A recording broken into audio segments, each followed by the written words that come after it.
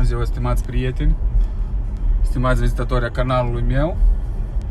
Vă rog frumos, dați like-uri, nu uitați să vă abonați. Am vrut să vă prezint, dar am să fac obligator și un video. Am să vă prezint orașul meu natal, orașul unde am crescut, unde am trecut copilărie. Este un oraș pitoresc, un oraș înconjurat de livezi vii, un oraș plin de o tradiție.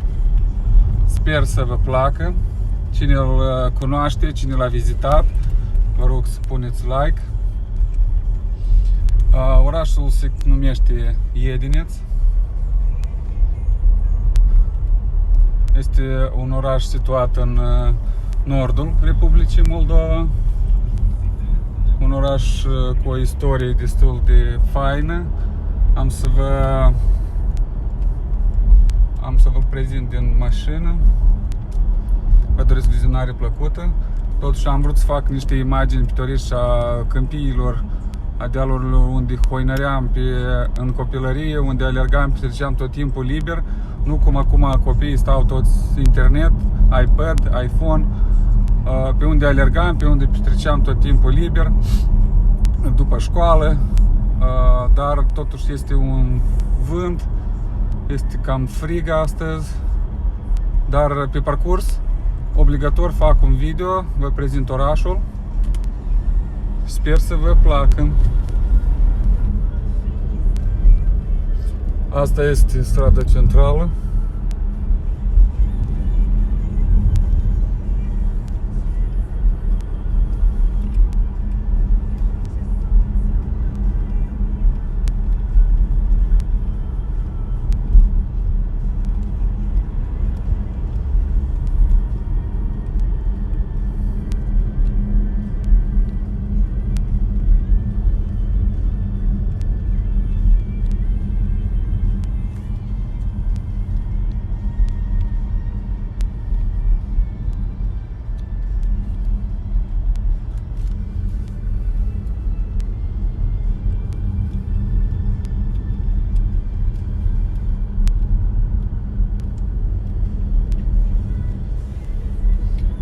În plină pandemie, oamenii stau acasă, sunt destul de puțini.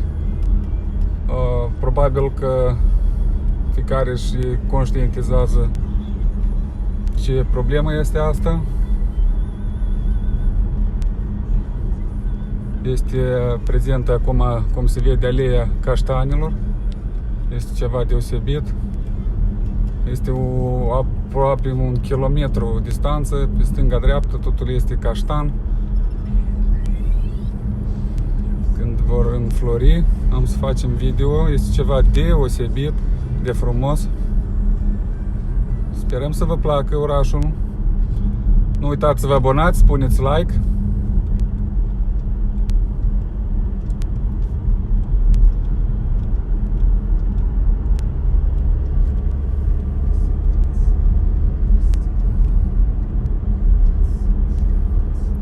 O să vă fac chiar un cerc în prejurul orașului.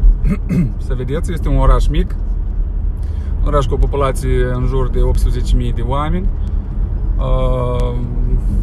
În genere se spune că moldovanul este un om primitor, un om bun la suflet, un om care permanent a încercat să aducă căldură în casele lor, căldură în suflete.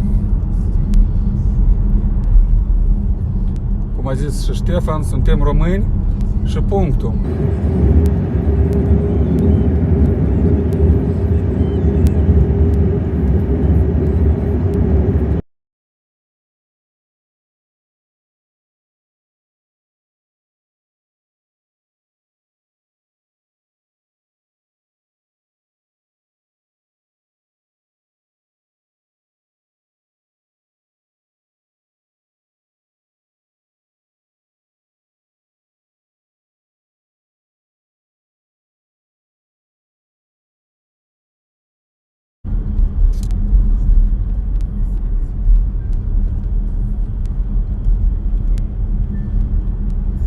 Aici pe dreapta vă prezint un autodrom. Este o zonă unde odată în an se întâlnesc și la noi, la Iedineț, întrecerile cu autocross,